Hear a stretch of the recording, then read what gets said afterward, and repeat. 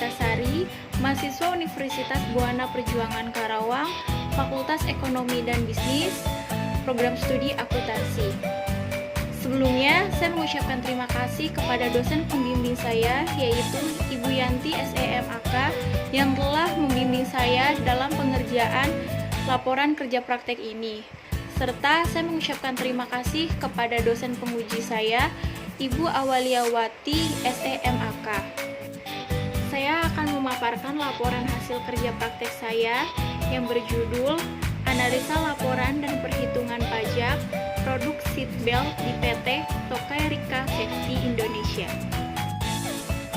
Ada 5 poin yang saya akan bahas, yaitu yang pertama, pendahuluan, yang kedua, profil perusahaan, yang ketiga, pembahasan, dan yang keempat, yaitu penutup.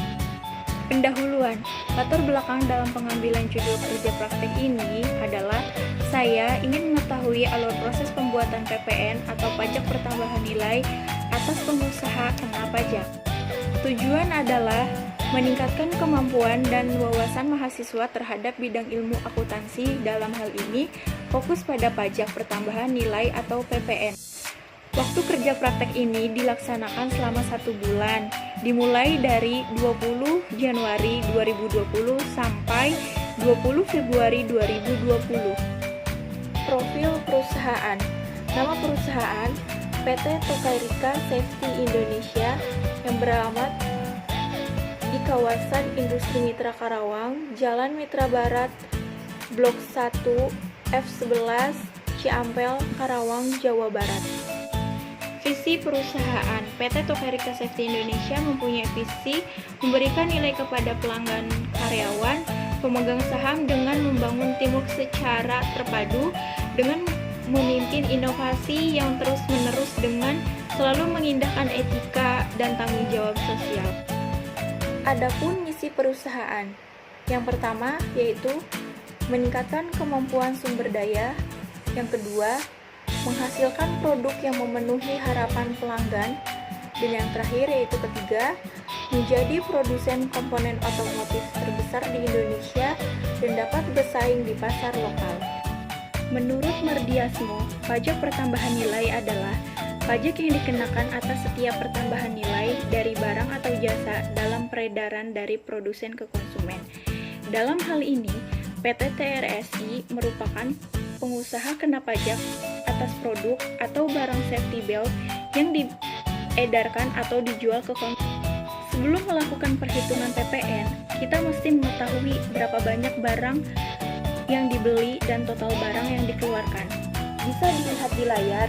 Berikut ini adalah tabel shipping data atau data pengiriman barang yang sudah terkirim ke customer. Proses yang dilakukan oleh marketing setelah mendapatkan informasi dari tim delivery. Berikut adalah bukti transaksi barang yang sudah terkirim ke konsumen.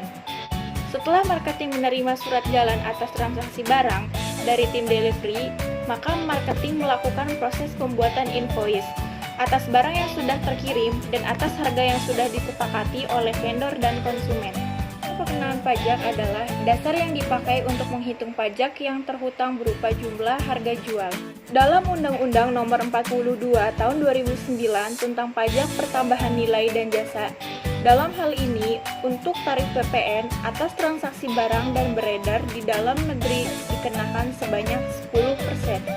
Berdasarkan invoice yang telah dibuat, maka selanjutnya pembuatan faktur pajak dapat dilihat pada layar contoh faktur pajaknya. Kesimpulan, dari hasil pelaksanaan kerja praktek yang telah dilakukan, perusahaan menyusun laporan perpajakan khususnya pajak penghasilan selama tahun berjalan. Berawal dari melakukan analisa terhadap nilai nominal dari suatu akun yang berhubungan dengan penghasilan dan beban-beban yang berhubungan langsung dengan kegiatan usaha. Saran, bagi setiap orang yang ingin memahami lebih dalam mengenai perpajakan, hendaknya jangan menjud bahwa belajar perpajakan merupakan hal yang sulit dan rumit. Sebetulnya, sederhana saja.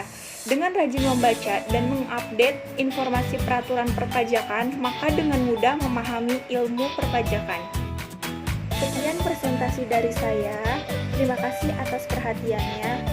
Kurang lebihnya mohon maaf. Wabillahi taufiq wal hidayah. Wassalamualaikum warahmatullahi wabarakatuh.